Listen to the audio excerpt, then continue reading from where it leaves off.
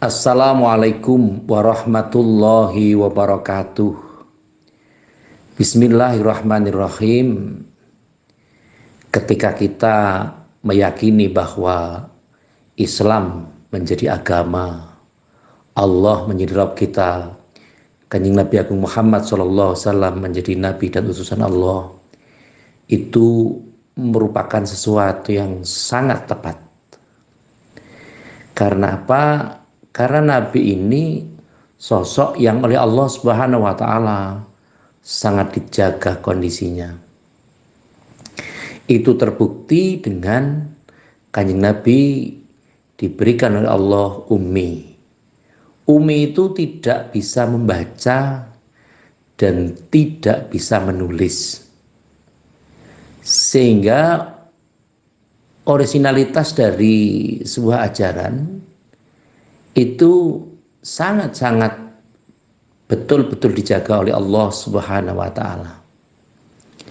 Dengan Kanjeng Nabi tidak bisa membaca, dengan Kanjeng Nabi tidak bisa menulis, ini membuktikan bahwa Kanjeng Nabi tidak bisa membaca kitab yang lain, misalnya kitab Injil, Taurat, Zabur, kitab Weda, Tripitaka, Sutasoma, atau kitab-kitab yang lain, Bhagavad Gita barangkali. Tidak bisa, Kanjeng Nabi tidak bisa seperti itu. Apalagi Nun Sewu, di saat itu Mekah atau Arab, atau di saat di mana kelahiran Kanjeng Nabi SAW ini, di tempat di mana yang bisa membaca dan bisa menulis jumlahnya sangat terbatas. Mungkin kurang dari 10 orang. Sehingga tidak ada orang yang mengkondisikan atau menyaksikan. Dan bukti yang terpenting lagi adalah buktinya paman Kanjeng Nabi Agung Muhammad SAW, Abu Thalib, itu dikondisikan tidak muslim atau tidak menganut agama Islam. Setidaknya menurut Ahlussunnah wal Jamaah. Tetapi mungkin kalau menurut Syiah, mungkin beliau Islam. Tapi menurut Ahlussunnah wal Jamaah, versi Ahlussunnah wal Jamaah, Abu Thalib tidak menganut agama Islam.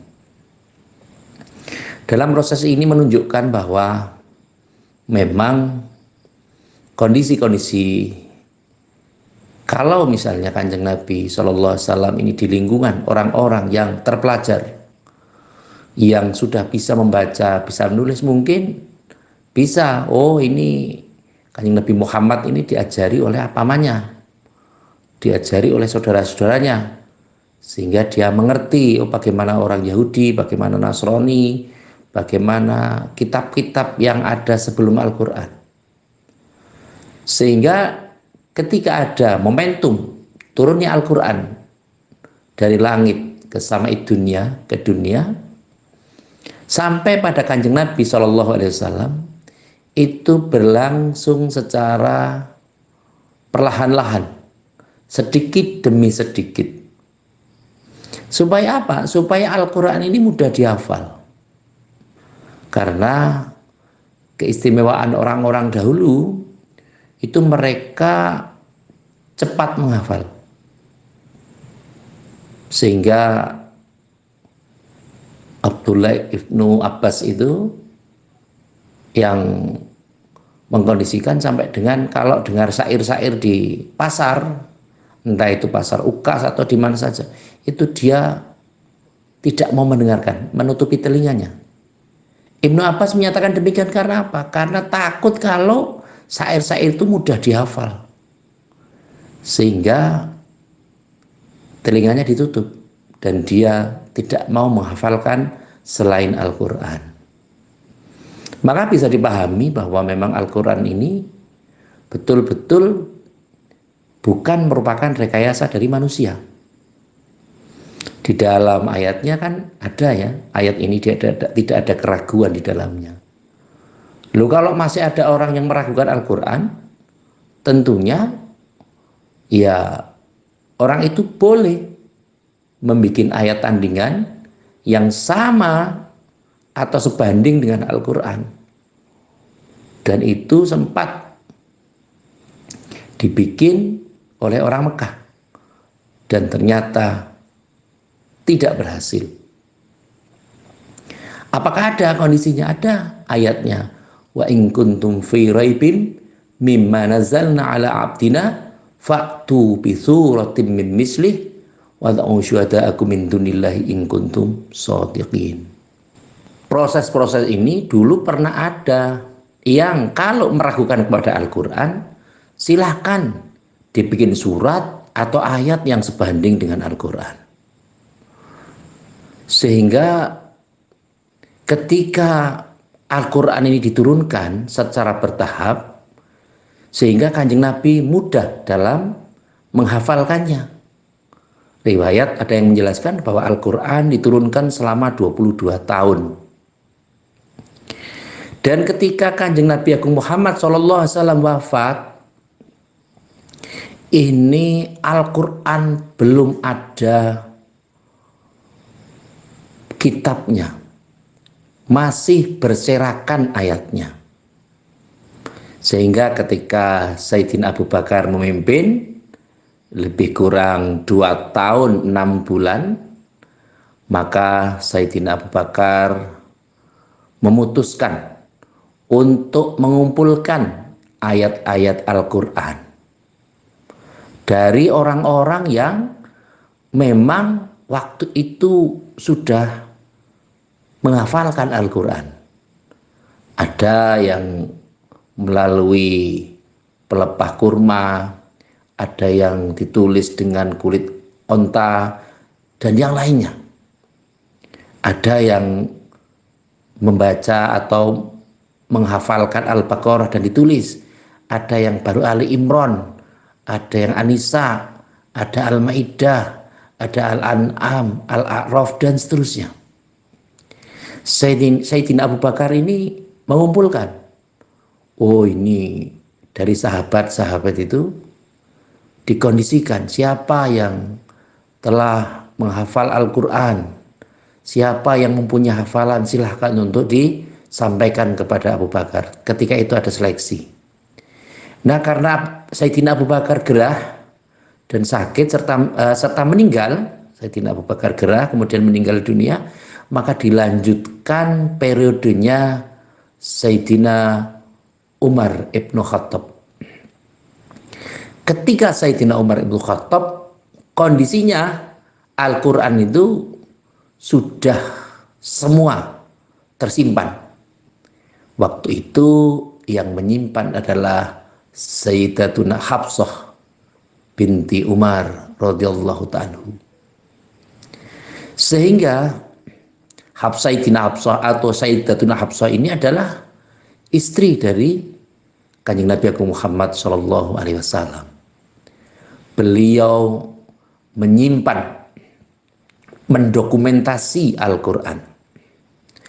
Dan ketika pada saat zaman Khalifah Utsman ibn Affan, maka dirumuskanlah untuk membuat mushaf atau cetakan yang berupa kitab yang kita sering sebut dengan Rasm Utsmani. Jadi Rasm Utsmani ini dikondisikan pada saat Khalifah Utsman ibn Affan. Dan ini panitianya diantaranya Abdullah ibn Mas'ud dan Zaid bin Thabit yang menjadi pimpinannya. Panitia dalam bahasa sekarang mungkin panitia penulisan Al-Quran. Waktu itu sudah terkumpul karena ada memang beberapa versi.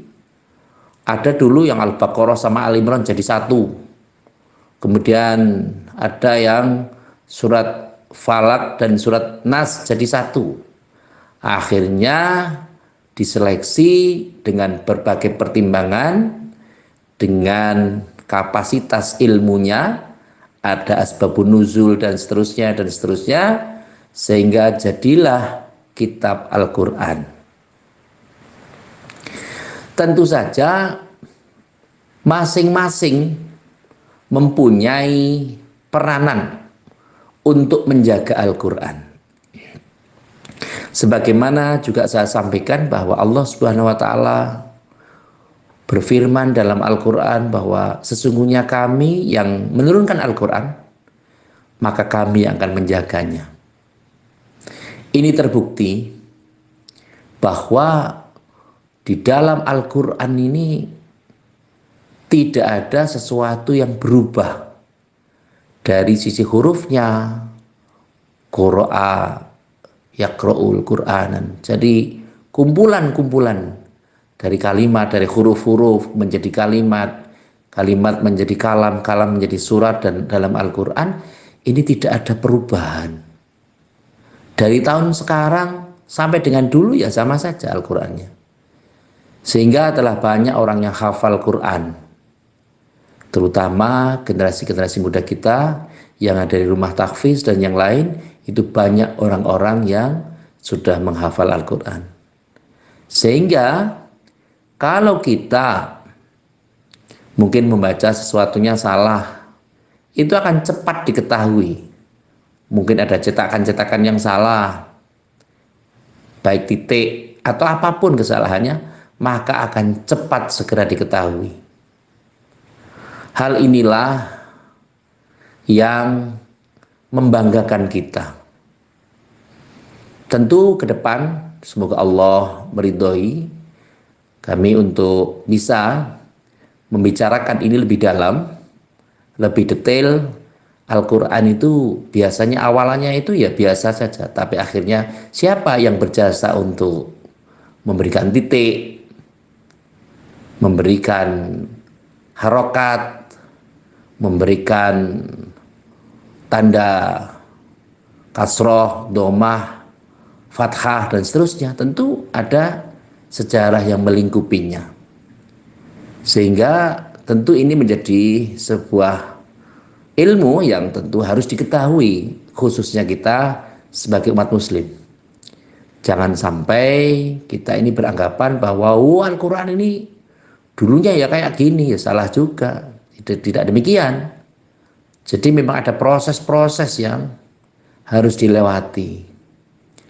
Maka nun sewu, ada namanya qiraah sab'ah, cara membaca Al-Quran. Berbeda mungkin cara bacanya, tapi maksudnya sama. Misalnya wadduha dibaca wadduhe dan seterusnya. Ini ada kondisinya. Tidak salah karena memang mereka menguasai namanya qiraah sab'ah. Hal inilah yang perlu kiranya menjadikan pembelajaran bagi kita yang harus makin paham bahwa Kanjeng Nabi Agung Muhammad SAW ini tidak mengenyam pendidikan, tidak kuliah, tidak sekolah formal, tidak mondok, tidak mengaji. Gurunya langsung siapa? Ya gurunya Allah Subhanahu wa Ta'ala, yang memberikan pembelajaran bertahap siapa? Ya tentunya malaikat Jibril. Kalau yang memberikan Allah Subhanahu wa Ta'ala melalui malaikat Jibril, maka kita yang makhluk ini tentu cara bahasa Jawa itu tidak bisa swolo, tidak bisa protes. Karena apa? Jelas dari penciptanya, jelas dari mahakaryanya Allah Subhanahu wa Ta'ala. Sehingga kita harus yakini, harus mantap dan percaya. Nah, kita sebagai umat Islam ini sangat percaya. Lu sekarang kalau dikomplain, kenapa lu Kanjeng Nabi ini kan bisa saja Kanjeng Nabi belajar dari orang-orang terdekat beliau. Dari siapa? Buktinya pamannya Kanjeng Nabi itu Abu Thalib ternyata ya tidak muslim. Abu Lahab, Abu Jahal ternyata ya tetap tidak muslim. Sehingga beliau ini Kanjeng Nabi SAW itu diciptakan sangat paripurna. Di lingkungan-lingkungan jahiliyah, Kanjeng Nabi bisa mengubah peradaban orang-orang di Mekah yang tadinya jahiliyah, tadinya menyembah batu dan seterusnya, bisa mengubah menjadi sesuatu yang lebih baik. Dengan demikian, kita harus selalu yakin bahwa Al-Quran itu menjadi sesuatu yang harus kita jadikan sebagai imam. Dan jangan sekali-kali kita meninggalkan Al-Quran. Di Al-Quran itu, maka karena yang memberikan adalah Allah, maka Allah itu disebut banyak sekali dalam Al-Quran. Yang hanya sebutannya sekali itu kalimat As-Somad. As-Somad itu hanya di kalimat Qul huwallahu ahad, Allahus Somad. Itu saja. Kalimat yang lain Allah itu banyak sekali, ribuan kali disebut. Sehingga inilah yang menunjukkan bahwa kita memang harus yakin dan percaya bahwa Al-Quran memang menjadi sesuatu yang menjadi panduan hidup kita. Di dunia ini bahkan Al-Quran nanti bisa mensyafaati kita. Maka nun sewu, hafalkan Al-Quran sebisanya. Yang sudah sepuh minimal jangan sampai hilang hafalannya sampai maut menjemput, sampai kita nazak atau sakaratul maut, Al-Quran harus ada dalam hati kita dan kita yakini itu. Karena Allah juga ngendika dalam Al-Quran, ya ayyuhalladzina amanu taqullah haqqa tuqatih wa la tamutunna illa wa antum muslimun. Wahai orang-orang yang beriman, bertakwalah dengan Allah, kepada Allah sebenar-benar takwa. Dan jangan sekali-kali kamu mati kecuali dalam kondisi Islam atau berserah diri kepada Allah. Ini penting. Karena kalau kita yakin, percaya, meskipun kita tidak paham, insya Allah akan memberikan ganjarannya. Sekecil apapun kebaikan kita, maka Allah akan membalasnya. Sedemikian pula ketika kita berbuat jahat, maka sekecil apapun, sedikit apapun perbuatan jahat kita, tentu ada hitungannya. Nah itulah, fama ya'mal mithqala dzarratin khairan yarah, fama ya'mal mithqala dzarratin syarran yarah. Inilah pentingnya kita harus mengupayakan, mengkondisikan untuk meyakini Al-Quran sampai berakhirnya kehidupan ini. Kita beruntung di tengah orang-orang yang sampai dengan detik ini masih memperdengarkan Al-Quran. Masih ada yang membaca Al-Quran. Masih ada yang merekam Al-Quran. Masih ada yang memperdengarkan Al-Quran meskipun tidak secara langsung. Tapi setidaknya akan bisa menginspirasi kita. Ada guru-guru kita yang mengajari kita. Dan kita sematur nuwun kepada beliau. Baik guru agama, di sekolah formal, guru ngaji, di lingkungan kita. Ataupun siapa saja yang mengajari kita. Membaca Bismillahirrahmanirrahim. Alhamdulillahirabbil alamin dan seterusnya. Karena tanpa mereka kita akan menjadi apa? Kalau kita tidak bisa berterima kasih pada kiai kita, pada guru kita, pada orang-orang yang memberikan kebaikan terhadap kita, yang memberikan ilmu Al-Quran meskipun hanya 1 ayat, hanya 2 ayat, syukur bisa 1 juz, 2 juz, tentu akan bermanfaat sekali bagi kita semua. Semoga di bulan yang penuh berkah ini, Al-Quran tidak hanya sekedar kita baca di bulan Ramadan, tetapi oleh Allah Subhanahu wa Ta'ala kita diberikan kekuatan untuk melanjutkannya membaca Al-Quran di luar bulan Ramadan sampai dengan bulan Ramadan kemudian. Amin Allahumma amin. Yang terakhir seperti biasa, mari kita doakan saudara-saudara kita yang mungkin saat ini sedang sakit di rumah sakit, mengalami kecelakaan, mengalami hambatan, mengalami kondisi yang kurang beruntung. Semoga Allah Subhanahu wa Ta'ala segera menyehatkan. Andai kata ada kesulitan di sektor ekonomi, mungkin utang piutang, mungkin pinjam-minjam yang belum selesai, mungkin hal-hal lain yang terkait dengan kehidupan kita, semoga Allah memberikan kemudahan. Dan semoga andai kata kita belum bisa mengupayakan untuk berzakat, baik zakat fitrah maupun zakat mal, semoga kita dimampukan Allah Subhanahu wa taala untuk membayar zakat dan bisa melaksanakan rukun Islam dengan baik. Amin Allahumma amin. Terima kasih kepada semua pihak yang telah membantu terselenggaranya acara ini dan berpartisipasi aktif mendukung terselenggaranya acara ini, dan semoga acara ini bisa bermanfaat dan semoga kehidupan kita akan diwarnai dengan kebaikan dan Allah mentakdirkan kita sebagai orang-orang yang fid dunya hasanah wa fil akhirati hasanah wa qina adzabannar. Amin Allahumma amin. Terima kasih atas segala perhatian dan mohon maaf atas segala kekurangan. Saya akhiri, wallahul muwaffiq ila aqwamit thoriq. Wassalamualaikum warahmatullahi wabarakatuh.